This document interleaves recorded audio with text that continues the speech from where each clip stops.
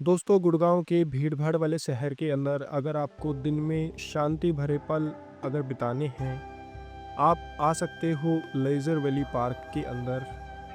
इस पार्क का असली नाम महाराणा प्रताप स्वर्ण जयंती पार्क है, लेकिन हम सब लोग इसको लेज़र वैली पार्क के नाम से जानते हैं, क्योंकि गुड़गांव मॉडर्न आईटी सिटी है और यहाँ पे ज़्यादा ही एजुकेटेड लोग हैं। तो उन लोगों को महाराणा प्रताप स्वर्ण जयंती पार्क नाम लेना थोड़ा सा लंबा लगा। उन लोगों ने इस नाम को बदल के लेज़र वैली के नाम पे रख दिया। अब लेज़र वैली का भी अपना एक मतलब है, अगर आप गूगल करोगे आपको पता चल जाएगा।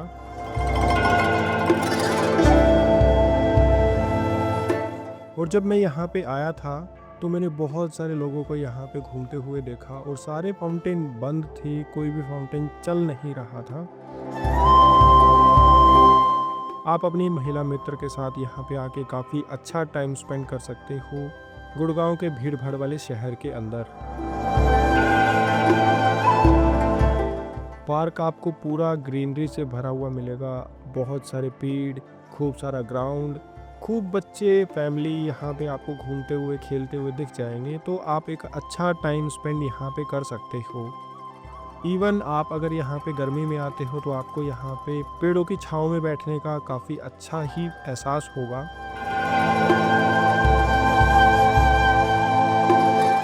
इस पार्क में आप किसी भी सीज़न में आ सकते हो। गर्मियों में आपको यहाँ पे ठंडी हवा मिलेगी और सर्दियों में आपको यहाँ पे एक अच्छी धूप सेकने को मिलेगी, जो आप पार्क में बैठ के एंजॉय कर सकते हो। इसके अलावा जब मैंने इस पार्क को थोड़ा सा घूमा तो मैंने पता किया, इस पार्क में एंटर करने के लिए आपको 4 गेट मिलते हैं। 2 मेन गेट हैं जहां से आप एंटर कर सकते हो।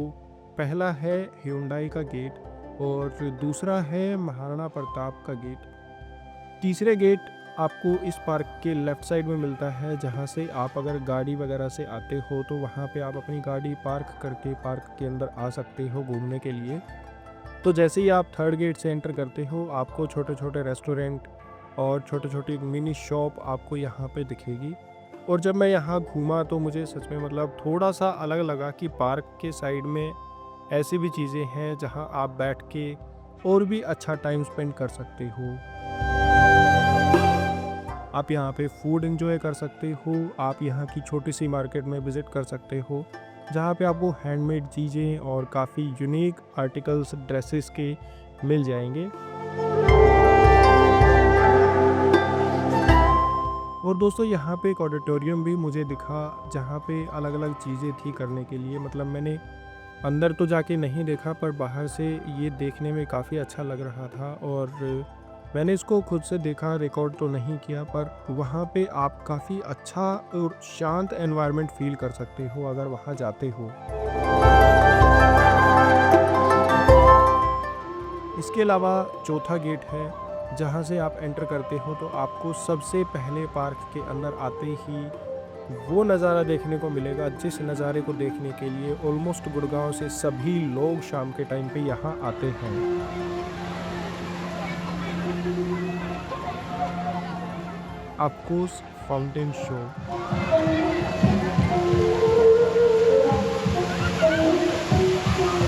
और यही इस पार्क की सबसे ख़ास बात है।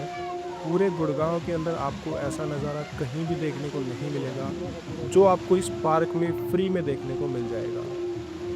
सबसे कमाल की बात, यहाँ पे इस फाउंटेन शो को देखने के लिए आपको कोई भी टिकट खरीदनी नहीं है। आप फ्री में ये फाउंटेन शो देख सकते हो। आप अपनी फैमिली के साथ, अपने दोस्तों के साथ आके शाम के टाइम पे इस फाउंटेन शो का पूरा एंजॉयमेंट ले सकते हो।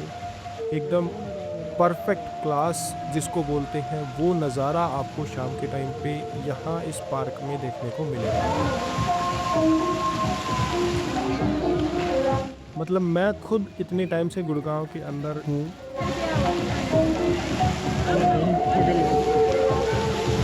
लेकिन अभी तक मैं यहाँ नहीं आया था और मैंने बस गूगल मैप पे ही देखा था कि ऐसा कुछ होता है। और आज अब जब मैं आया हूँ, ये सब चीज़ें देख के मैं खुद शॉक्ड हूँ कि इतना अच्छा नज़ारा, इतना अच्छा पार्क इस भीड़-भाड़ वाले सिटी के अंदर कैसे हो सकता है।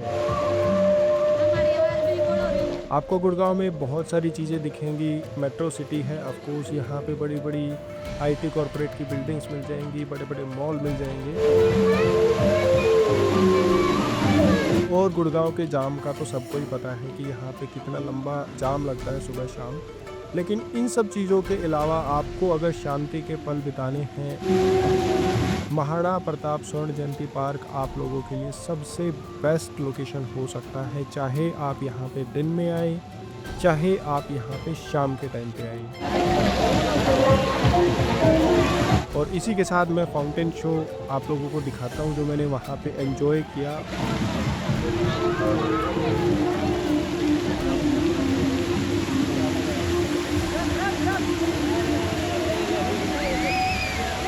और दोस्तों, अगर आपको फाउंटेन शो पसंद आए तो मैं आप लोगों को ज़रूर रिकमेंड करूँगा, एक बार आप गुड़गांव में अगर हो तो यहाँ विज़िट ज़रूर करो।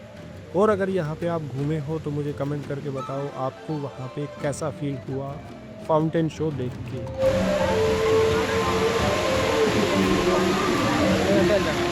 तो अब है इस वीडियो के सबसे शानदार मोमेंट की बारी।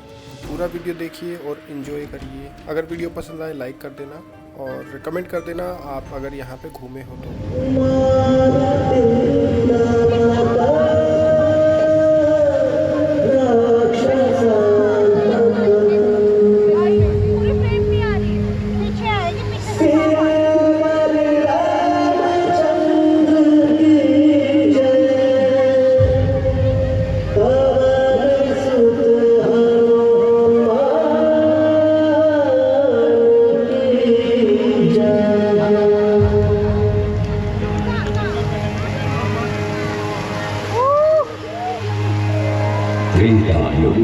अंजना केसरी के आंगन में वायुदेव के आशीर्वाद से बालक पैदा हुआ।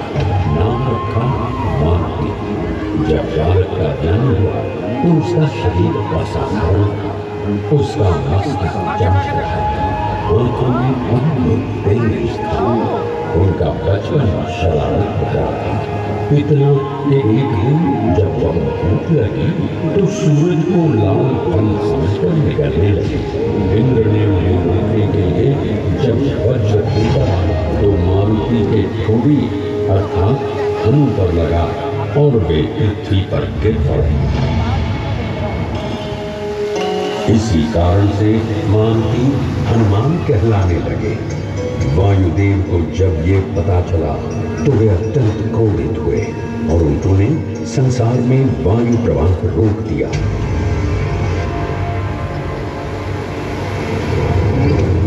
इससे पूरी सृष्टि संकट में आ गई। ब्रह्मा जी समेत सभी देवता वायुदेव से प्रार्थना करने लगे। इंद्रदेव ने माफी मांगी और हनुमान जी को अमरता और अजेयता का वरदान दिया। हनुमान जी की शरारत और बाल सुलभ चंचलता कम होने का नाम ही नहीं लेती थी। एक दिन उन्होंने खेल में कुछ लोग कर रहे हो, इसलिए हम तुम्हें श्राप देते हैं कि समय आने पर तुम अपनी शक्तियों को भूल जाओगे। पिता के मनाने पर ऋषियों का क्रोध शांत हुआ और उन्होंने हनुमान को एक वरदान ही दिया। हनुमान, तुम अपनी शक्तियों को भूल तो जाओगे, परंतु जब भी कोई तुम्हें तुम्हारी शक्तियों को स्मरण कराएगा तो वे शक्तियां पुनः जागृत हो जाएंगी। दिन बीते। बाली से हारने के बाद सुग्रीव हनुमान के साथ किष्किंधा के गहरे जंगलों में रहते थे। वहीं उनकी भगवान राम और लक्ष्मण जी से भेंट हुई। वनवास के दौरान भगवान राम अपनी पत्नी सीता को खोज रहे थे। हनुमान ने राम को देखा और अपने प्रभु को पहचान लिया। वे तुरंत उनके चरणों में झुक गए। भगवान राम ने बाली को हराने में सुग्रीव की मदद की। राजा बनने के बाद अपने सैनिकों को माता सीता की खोज में चारों दिशाओं में भेजा। हनुमान जी और जामवंत दक्षिण की तरफ चल पड़े, पर इतना विशाल समुद्र कैसे पार होगा? जामवंत ने हनुमान को अपनी भूली हुई ताकतों के बारे में याद दिलाया। कहा, क्या आप जानते हैं आप कौन हैं? आप तो पवन देव के पुत्र हैं। आपको खुद ब्रह्मा जी का वरदान है। आपको कोई नहीं हरा सकता। हनुमान जी स्वयं को पर्वत जितना विशाल कर समुद्र को पार कर लंका पहुंच गए।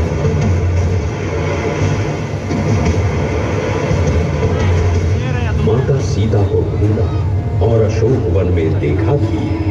असीमित दुख और पीड़ा से भरी सीता माता एक वृक्ष के नीचे विराजमान थी। हनुमान जी को हिचकिचाहट हुई, बात कैसे करें? राम की महिमा का गीत गाने लगे। माता सीता की नजर पड़ी और कहा, तुम कौन हो जो यहाँ आकर रघुनंदन का बखान कर रहे हो?